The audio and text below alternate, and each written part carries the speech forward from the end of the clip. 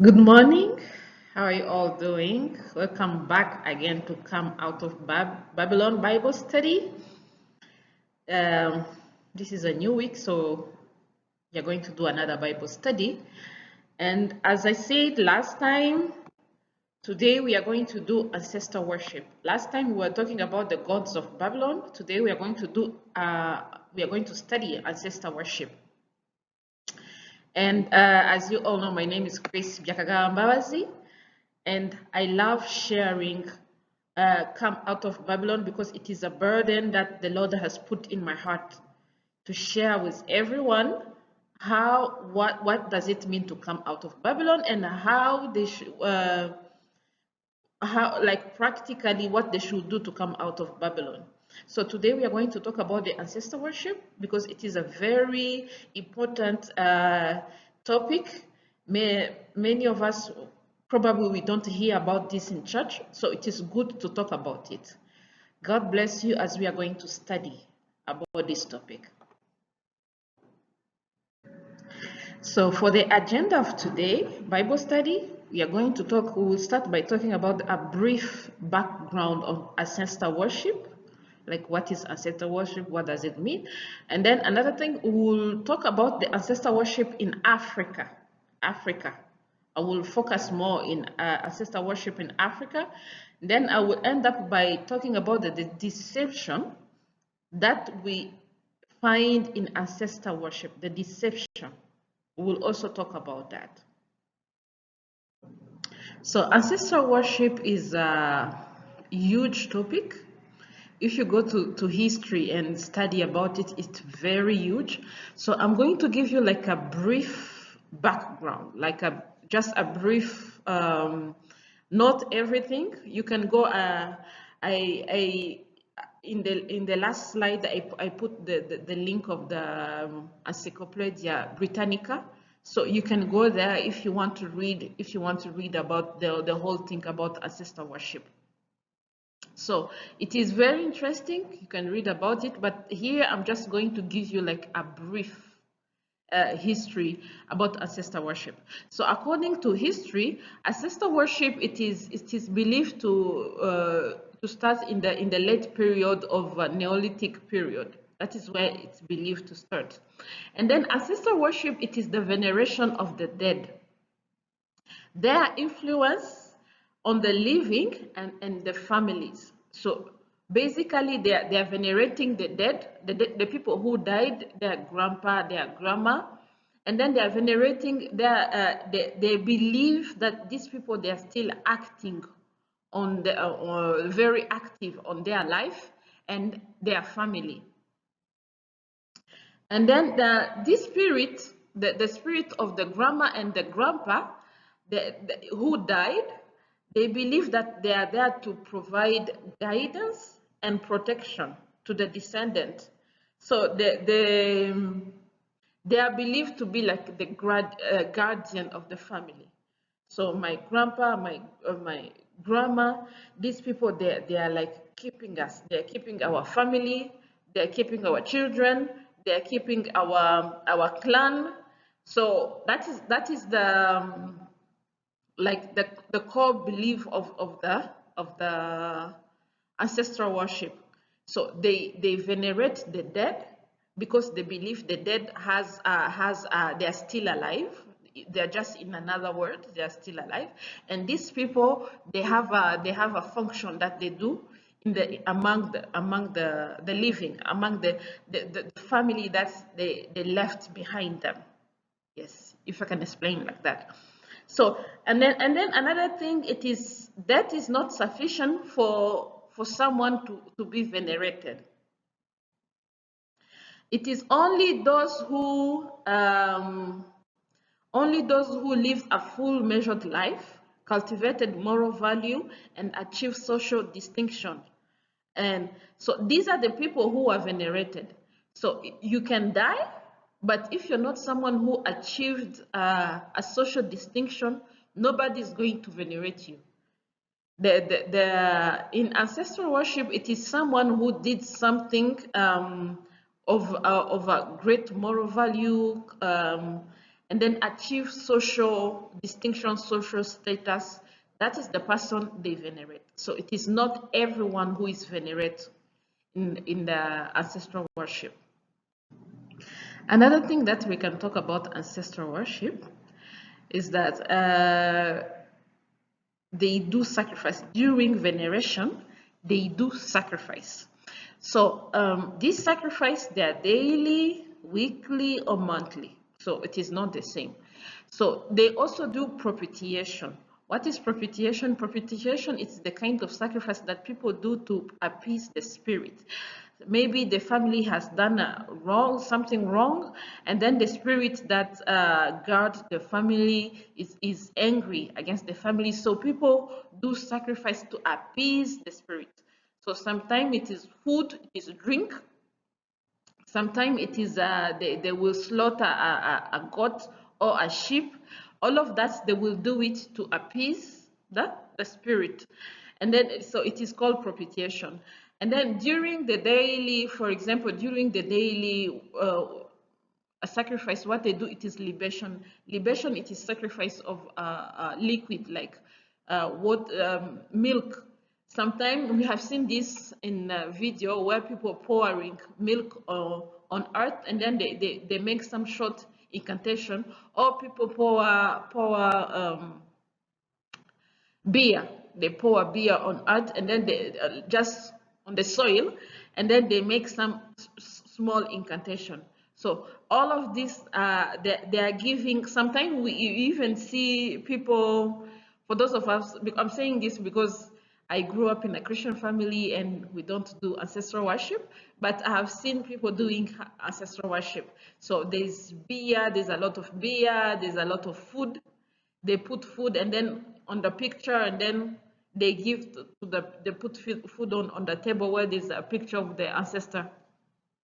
So all of these are all the sacrifice they do. And then why is that they do sacrifice? They do sacrifice during time of danger.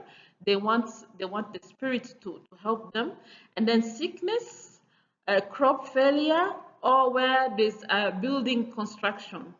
We have seen this so much. And then battles, yes, they do sacrifice because they want to win the battles. And then during Thanksgiving, just the crops are there, they are very happy, so they thank God. They thank their ancestor for helping them. And then another thing that I wanted to talk about the ancestral worship, it is that there is a veneration of the ancestral worship in a yearly period where no, just monthly. I will not say really the whole year, just a short period in a year where they worship their ancestor because of the crops.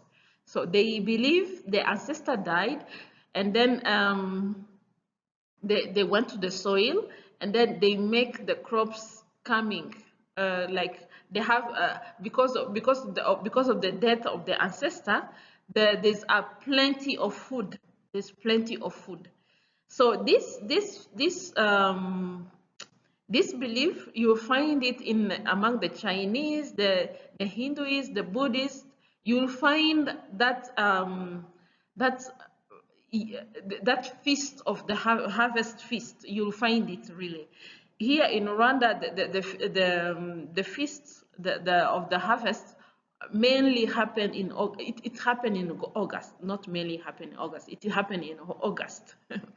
So that is where there's the feast of the harvest. So this is something that happened in many culture, and then this is also it is where the ancestral worship is connected with the deity worship, because in the deity worship they also believe Osiris, Adonis, Attis. These people, they died, and then they vitalize the corpse so that people may have what to eat.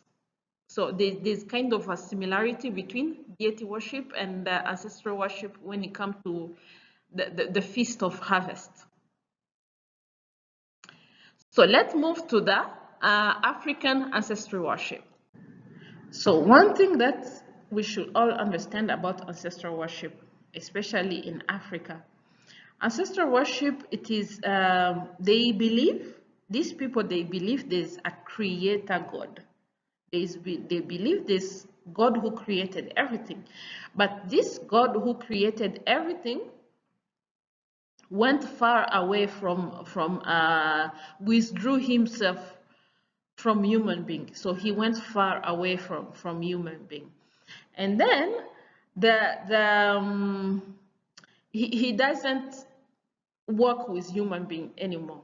And then the ancestor, there are these people who connect us, who died and then went to see the God who went, the creator God who went far away from human. And then this God is the one who he is the one who like make the connection between us and the God, the ancestor. They are the one who make the connection between us and the God who went far away. In another term, the ancestor, they are mediator. That is what. So they are mediator. So and another thing they believe, because that creator God went away, there is a lot of toil, sickness, and death. But also because the God went away, there is also it freed human being. It freed human being from constraint of God control. So that is what they believe. Now, this if we read this, there is something similar with the Bible, because remember when Adam and Eve sinned, God chased them out of Eden. So he chased them out of Eden, but the only difference here it is that they are using they are using their grandparent as a mediator, which is something which is not really found in the Bible, because in the Bible the spirits mediate for us and Jesus Christ is a mediator. We'll talk about it. So let's give some examples of ancestral worship in Africa. So as I said, these are messenger, these are intermediary. They work, they're like guardian, because the Lord who created human being has gone far away. So there's someone who our grandparents goes to see that God and then come back to give us the good news. So they are kind of intermediary. They work they help us to connect with God, the creator. So in the West Africa, I will talk about Ghana. Among the Asante people, the elder regularly pour libation, and offer prayer to Nyame, the creator God. So among the ancestor, in Ghana, among the Asante people, the creator God is called Nyame. And then, but the most significant aspect of Asante ritual life, however, is veneration of the matrilineal ancestor, who are considered to be guardian of the moral order. So there is a God creator who is called Nyame, but most veneration is going to the matrilineal ancestor, who are considered to be moral order. Like they are the people who give moral order. And then according to Mali people, the Dogon people, the creator God is called Ama. The creator God is called Ama, and this creator God is believed to mix the primordial element with vibration of his spoken word through the principle of cult according to mythology of Dogon of Mali. So they believe in the creator God called Nyame, but these people, they worship, the principal cult is directed to another god called Nomo. And this Nomo is a primordial being and first ancestor. So there's Ama, and then there's Nomo. Ama, the creator. Then Nomo, it is the one who is the ancestor who is most venerated. Among the Yoruba people, the creator god is Oloram, that is the creator god, but there is a pantheon of secondary divinity, the Orishas. So the devotion is to the Orishas. And then in the Great Lake of East Africa, among the East Africa, there's a creator god called Mulungu. And Mulungu is the creator god in the East Africa. And then, but every clan has like divinities. Every clan has its own divinities. And then the veneration is going to the divinity of the clan. So because this divinity, they are the one who intervene in human affairs. So I'm just trying to give you, almost all tribe of Africa, there's a creator god, and then there's some divinity that they worshipped. So you may wonder how the communication happened, like between the grandparent, the spirit of the grandparent, and the living people, how the communication happened. So what happened is that in most cases, there's possession.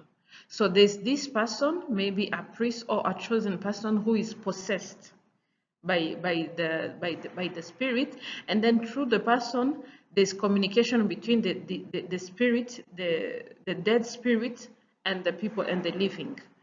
So there's a way they facilitate the state of consciousness, and then through inhaling vapors like medicine, or they put they give to the person a medicinal plant, and then the person like lose the conscience or lose his mind, and then through the chanting and drumming and dancing, the person is possessed. So through the possession of the person, it's become easy to talk with the deceased parent. And then among the people who reserve like to communicate, there's a devotee, like in Vodou, sometimes they use a devotee, and then in Benin they use there's someone who is like put aside for that function. So you have a devotee, you have a king. Sometimes a king also can be like a channel between the spirit and living being, and then sometimes can be just the priest. So another thing that I wanted to say here, it is that sometimes they establish dialogue with the follower, and then they use statuettes. They use statuettes, fetishists, they call it fetishists. And then those fetishists, they are kind of, they give substance to invisible spiritual intermediary. So there's like a statue. We have seen this in Africa. A lot of African people, they have like statute, and then the statute represents something. To represent the ancestors, a group of ancestors. So there's always a statute which represents, maybe this one give all women who are barren, they will get pregnant, or this statute, it is for fortune to the family. So we have seen that in many Africa tradition. And then let's talk about the Lobi people in Burkina Faso. They gave such feature with which they call Bateba, the small statute. Once activated, the Bateba can be invoked for an aid, but will die if neglected. So this is a small statute that people will be using it to invocation. And then they have to take care of that statute unless, otherwise it will die. So other intermediary range from simple officiants at family altar, prophet, sacred king, and divine, as well as certain priests who are intermediate who play the intermediation with power that identify them more fully. So what I wanted to show you about the ancestral worship today, Bible study, these are spirit. They are believed to be the parent spirit, And then this parent spirit, there's someone through the veneration, there's someone who is chosen by the family, a prophet, or by the clan, and that person is the one who is possessed, and through possession there is communication between the family, the evil spirit, the disease spirit, and the family and the living. And sometimes they use statuette. They use statuette as it is like talking to evil. It is like the statuette represents something. It represents the grandparent. It represents the ancestors, a group of ancestors or one ancestor. So there's always a statuette that represents something, and we have seen this many times in Africa, in tradition, in many African tradition. We will see a lot of this. So let's now talk about the deception of ancestral worship. So let's now talk about the deception that we find in ancestral worship. Now, the first thing that we know, the dead know not. That's the first deception. So when someone has died, that person has died. He has nothing to do with the living. And another thing about the dead working with the living, it is a lie that we find in Genesis, since Genesis. The devil said to Eve, "You shall not surely die." Because remember, when the devil rebelled against God, the Lord chased him from heaven, but he didn't die then. He didn't die then. But we know very well the devil will die one day, and he himself, he knows very well he will die one day. But he keeps lying to people, "You shall not surely die." And then you may ask yourself, maybe these people, they are still alive, maybe for real they are still alive. Remember that when they ate from the fruit of knowledge of good and evil, their spirit died. And then the Lord separated himself from Adam and Eve, separated himself. And remember, God is the origin. He is the source of life. How come God can separate himself from human being, and then human being continue to live while God is the source of life? And then when the Bible says that when a man dies, the body goes to the soil, and then the spirit goes back to God. The fact that the spirit goes back to God doesn't mean that the spirit come and intervene, start working again for us, like with human here on earth. So the first thing about this deception that I wanted to talk to you, it is that these people, we human beings, because our ancestors, they were just like the way we are. We human beings, we are descendant of Adam, and then remember, Adam sinned, so Adam was a slave. He was slave to sin. Even if a descendant of Adam can be morally good, that person is a slave to sin. That person cannot save. He can only do, maybe in his life, he can do a lot of good to people, but when he died, the person died. That is, the person died. And then another thing that we have to understand here, it is that to be slave of the devil, that means, how can you save someone? Like, when you're slave yourself, how can you save someone? What I want to show you that is that this ancestry worship, it is not perfect. It is not perfect. You cannot worship someone who was just like you. And then another thing, the dead is they know a lot. How can we who are living, how can we ask for the dead people to give us guidance? And the people who we are asking for guidance, there are people who lived 500 years ago or 400 years ago, or I don't know, okay, to some culture it is just maybe 30 years ago. But that is also life change, there's a lot of things that change in life. So asking someone who died those years ago about the living, maybe it means that you believe that the dead knows a lot more than the living. So those are the deception that we see in ancestor worship. If the dead knows a lot more than the living, then it is good to die. Then it is good to die. Then because if we die, if we just have to live our perfect life because we want to die and then be an ancestor to someone. But another thing is the dead, the realms of the dead and the realms of the living is just different. And this is a lies that we see a lot. We see a lot around us because many people believe that the dead, they're still alive and they can teach us who are on earth. They can teach us a lot of things. So that is why it's good to venerate them. But the Bible says the dead are dead. Like, it's finished. Because they are slaves to sin.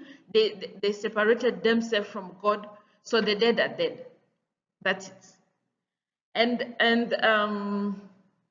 another thing that I wanted to talk is their salvation. It is temporary. It is not something of I will use it many times. It is a temporary salvation. So these are the things that I wanted to show you concerning the ancestral worship. So let's focus on mediation. Yes, it is true that God created Adam and Eve, and then when they sinned, God separated himself from Adam and Eve. And we have seen this belief in African ancestral worship. So we have seen this. And then, but another thing that I wanted to say here, it is that each clan, each tribe, each nation, it is as if they look for a way.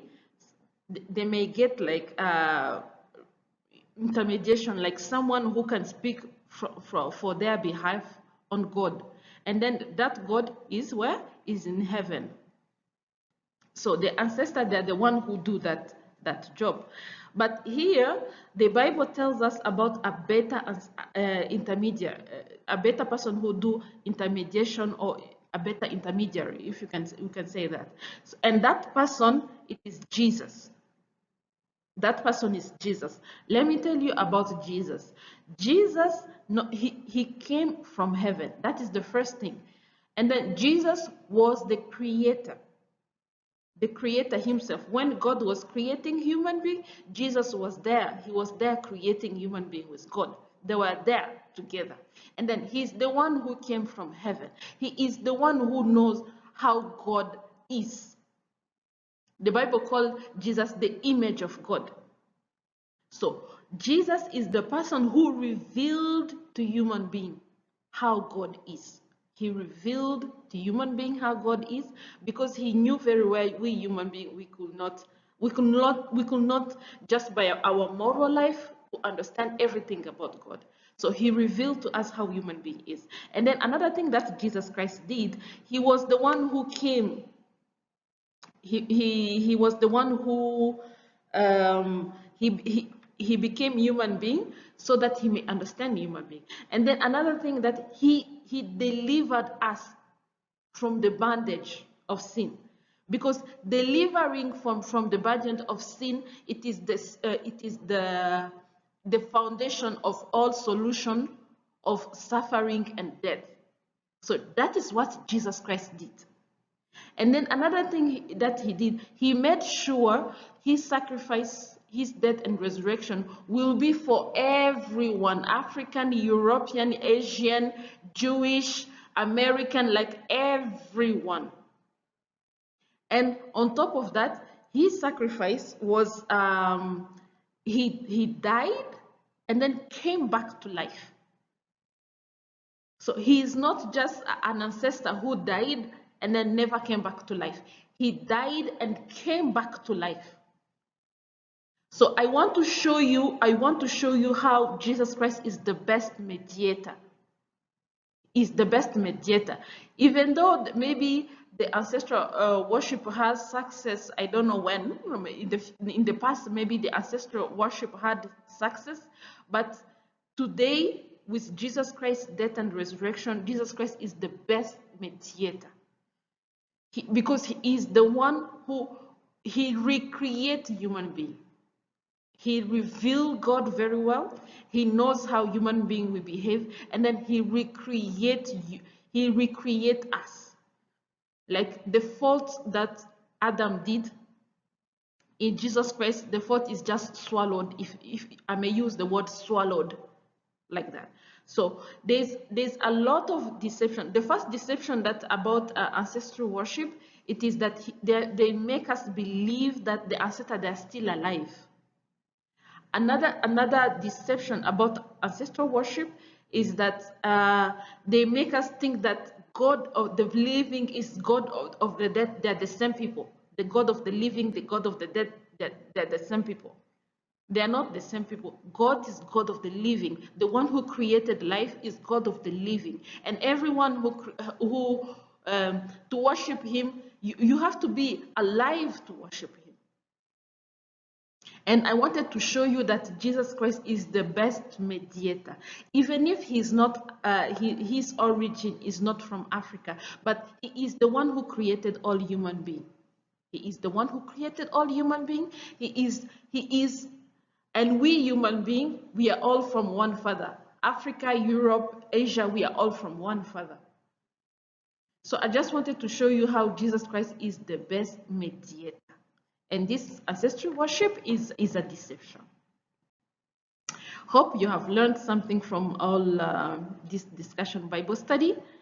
And this is the end of our discussion. So, for summary, we have started by talking about the background of ancestral worship. Ancestral worship is just veneration of the dead.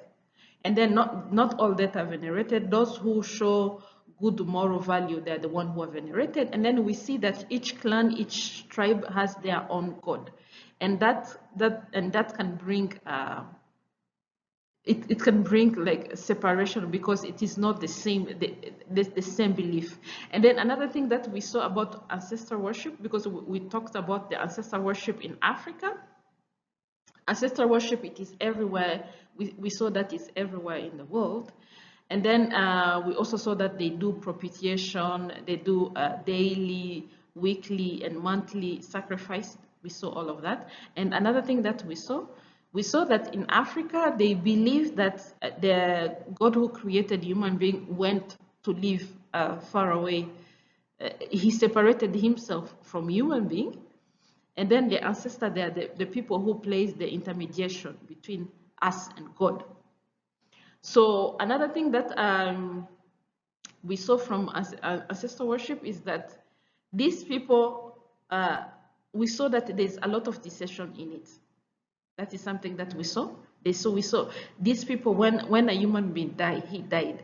But here you have people who say they can be possessed by the ancestor who live 500 years, and who can give them guidance to the people who are living in this daily life, as if the God of the living is the God of the dead, is the same people.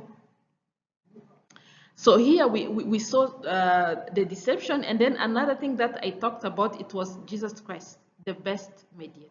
And I hope this Bible study helps you so much, because we want to talk about Babylon. We want to know about everything every kind of deception that we find in Babylon. We have to talk about it so that people may know all the truth, and they may get out of Babylon. Thank you for following up to the end. May the Lord bless you. So these are the references that I've used for ancestral worship. Hopefully you can check. It's very important to know. And let's end with a word of prayer. Father in heaven, thank you for today. Thank you for this Bible study. Father, let us understand that you're the mediator for all human beings. You're the mediator, Father, the chosen one, the best one, the one who's serving us and who is helping us, Father. Let us understand that. Let us understand that you're the creator, and through you we are recreated, Father. Thank you for your love, for your blessings, and thank you for the unity. We understand that you're the one who brings unity, Father. Thank you for all of that. In the name of Jesus, amen. Leave a like and a comment concerning ancestor worship. Thank you very much.